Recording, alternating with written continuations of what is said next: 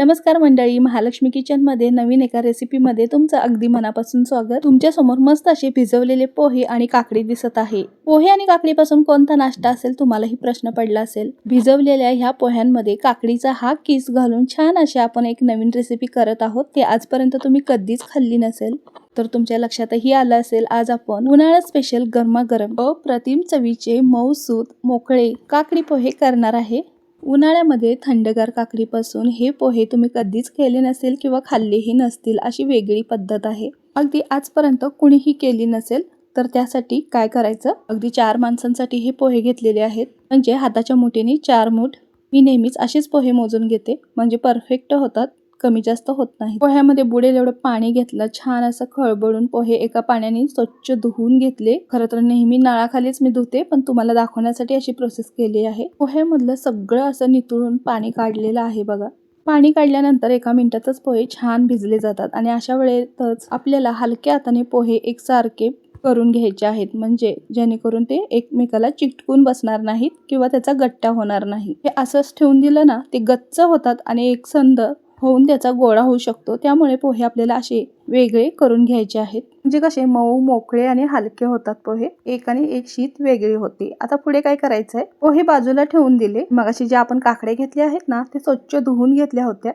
किसणीने काकडी आपल्याला किसून घ्यायची आहे आणि यातील एकच काकडी आपण पोह्यामध्ये घालायची आहे, कारण खूप मोठी आहे ती, एक बस होते। अशा पद्धतीने बघा एक काकडी मी किसून घेत आहे। मंडळी, कांदा पोहे तर हमखास घरोघरी आठवड्यातून 2 ते 3 वेळा नाश्त्यासाठी होतातच। आणि बघा, कांदा पोहे म्हटलं की सगळ्यांनाच आवडतात, पण जे पोहे नाही खात ना किंवा नेहमीचे पोहे खाऊन कंटाळा आला असेल तर नक्की या पद्धतीने पोह्याची ही रेसिपी ट्राय करून पहा। उन्हाळ्यामध्ये ना थंडगार काकडीपासून केलेले हे पोहे आहेत ना, खूप छान चवीला होतात बरं का। तुम्ही असे कांदा पोहे काकडीपासून केलात ना तर नेहमीच या पद्धतीने कराल। आणि काहीही वेगळं साहित्य नाही बरं का, आपण कांदे पोहेसाठी वापरतो तेच साहित्य यामध्ये घालायचं आहे। फक्त जास्तीचं साहित्य म्हणजे आपल्याला इथे काकडीच घ्यायचं आहे।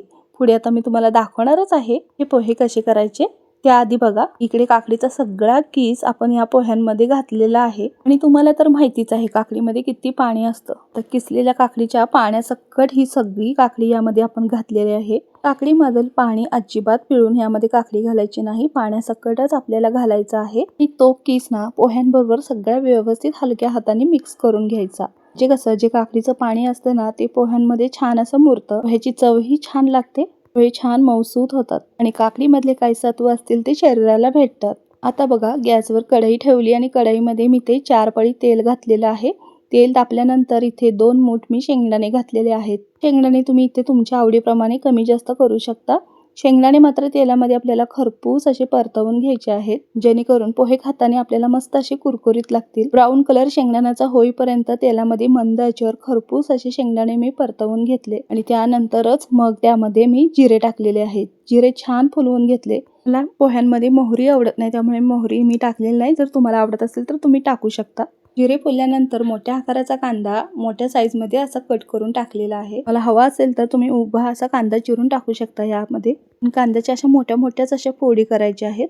पोहे करताना मात्र कांदा आपल्याला जास्त एकदम ब्राऊन कलर होईपर्यंत परतायचा नाही बरं का, फक्त कांद्याचा कच्चापणा जाईपर्यंत, मऊ होईपर्यंत 1 मिनिटभर परतवून घ्यायचा आणि त्यानंतर त्यामध्ये आपल्याला बारीक चिरलेल्या हिरव्या मिरच्या टाकायच्या आहेत। इथं त्याप्रमाणे मी 3 मिरच्या घेतलेल्या आहेत आणि त्या बारीक चिरून यामध्ये टाकलेल्या आहेत। मिरची ही तुम्ही तुमच्या आवडीप्रमाणे कमी जास्त यामध्ये करू शकता। त्यानंतर लगेचच बघा, हिरवागार ताजा कढीपत्ता यामध्ये टाकला आहे। मस्त फ्लेवर येतो कढीपत्त्याने ह्या पोह्याला। ती ताजा दारातील कढीपत्त्याच्या झाडामधला कढीपत्ता आणून स्वच्छ धुवून मी टाकलेला आहे भरपूर असा। खरं तर तुम्हाला माहितीच आहे, मागेच मी पोह्याची रेसिपी तुम्हाला शेअर केली होती, त्यामध्ये अजिबात कढीपत्ता टाकला नव्हता, कारण कांदा पोहेमध्ये कढीपत्ता अजिबात आवडत नाही। पण इथे आपण काकडी पोहे करत आहोत त्यासाठी मी इथे कढीपत्ता भरपूर असा घातलेला आहे।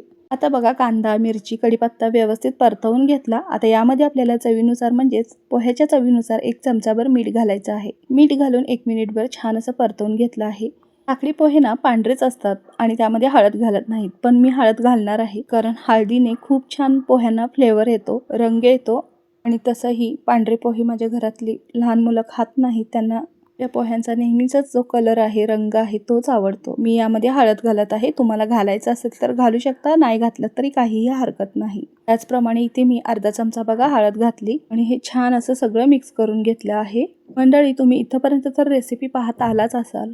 तुम्हाला माझ्या रेसिपी कशा वाटतात, आवडतात का, नक्की कमेंट करून सांगा. तर रेसिपी कुठून पाहताय, कोणत्या शहरातून पाहताय तेही मला नक्की कमेंट करून सांगा. आणि अजूनही चॅनलला सबस्क्राईब केलं नसेल तर तेही करून घ्या. आणि रेसिपी कुठून पाहताय त्या गावाचं नाव नक्की मला कमेंटमध्ये सांगा, म्हणजे मला तुमचे आभार मानता येतील. माझ्या रेसिपी तुमच्यापर्यंत पोहोचतात, तुम्हाला आवडतात तर तुमच्या मित्रमंडळींना ही रेसिपी शेअर करा. तर मंडळी, इथे बघा मगाशी जी आपण पोह्यांमध्ये काकडी मिक्स करून ठेवली होती ती यामध्ये सगळी टाकून घेतली आणि आता हे सगळं व्यवस्थित एकसारखं मिक्स करून घ्यायचं आहे आणि तेही मोठ्या आचेवर. त्यावेळेला परतत असताना आपल्याला गॅसची आच अजिबात बारीक करायची नाही किंवा मंद ठेवायची नाही. मोठ्या आचेवरच व्यवस्थित हे परतवून घ्यायचं. पोहे कधीही जास्त असे परतवत बसायचं नाही, त्यामुळे पोह्यांचे तुकडे होऊ शकतात. एवढेच परतवून मी मंद आचेवर असं ठेवलं आहे. हे बघा, एक वाफ लागली पोह्यांना की पोहे आपले तयार होतात. याच्यावर झाकण ठेवायची ही गरज नसते. मस्त असे गरमागरम पोहे तयार आहेत. आता काय करायचं आहे, गॅस बंद करायचा आहे आपल्याला. 1 मिनिटभर पोहे मोठ्या आचेवर मी छान असे परतवून घेतले बघा. गॅस बंद केला आणि आता थोडीफार पोह्याची वाफ गेल्यानंतर ह्यावर भरपूर अशी कोथिंबीर टाकायची आहे आपल्याला. मस्त रंग बघा ह्याचा, मऊसूत असे पोहे झाले आहेत. अगदी दिवसभर ठेवले ना असेच्या असे राहतात आणि काकडीमुळे अप्रतिम चव लागते, थोडीशी वेगळी. आणि आता एक वाफ गेल्यानंतर भरपूर अशी कोथिंबीर घातली, कारण पोहे एकदम गरम असताना कोथिंबीर घातली ना, कोथिंबीरीचा फ्रेशपणा किंवा रंग काळपट होतो आणि त्याचा काहीतरी वेगळाच वास उग्र असा येतो कोथिंबीरीचा. त्यामुळे पोह्याची एक वाफ गेल्यानंतरच कोथिंबीर आपण घालून सगळं मिक्स करून घेतलं बघा. पोहे कसे गरमागरमच खायला खूप छान लागतात, त्यामुळे हे पोहे लगेचच खायला घ्यायचे. अप्रतिम चवीचे मस्त मोकळे मऊसूत असे पोहे आपले तयार आहेत उन्हाळ्यात स्पेशल. जर तुम्हाला आवडत असेल तर लिंबूचा रस भरपूर असा ह्याच्यावर पिळू शकता, साखर घालू शकता. पण आम्हाला घरात साखर पोह्यांमध्ये अजिबात आवडत नाही, फक्त लिंबू मी पिळून घेणार आहे शेवटी. ओल्या नारळाचा किस असेल तर तो घालू शकता किंवा मस्त अशी बारीक शेव असते ना, ती भुरभुरून मस्त पोहे लागतात बघा.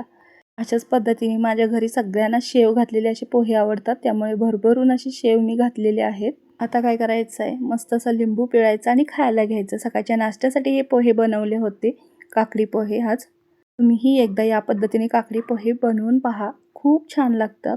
मंडळी, आजची ही काकडी पोहे रेसिपी तुम्हाला आवडल्यास तुमच्या मित्रमंडळींना शेअर करा आणि अजूनही चॅनलला सबस्क्राईब केलं नसेल तर तेही करून घ्या, कारण अशाच नवीन नवीन रेसिपी मी शेअर करत असते आणि त्या तुमच्यापर्यंत पोहोचाव्या अशी माझी इच्छा असते. ही रेसिपी तुम्हाला मगाशी म्हटल्याप्रमाणे कुठून पाहताय तेही मला नक्की कमेंट करून सांगा, म्हणजे मी तुमचे आभार मानेन आणि मलाही तेवढंच बरं वाटेल तुम्ही कुठून पाहताय, कुठल्या शहरातून पाहताय ते ऐकायला. चला तर मग आत्तासाठी बाय, भेटूया अशाच पुढच्या रेसिपीमध्ये. धन्यवाद.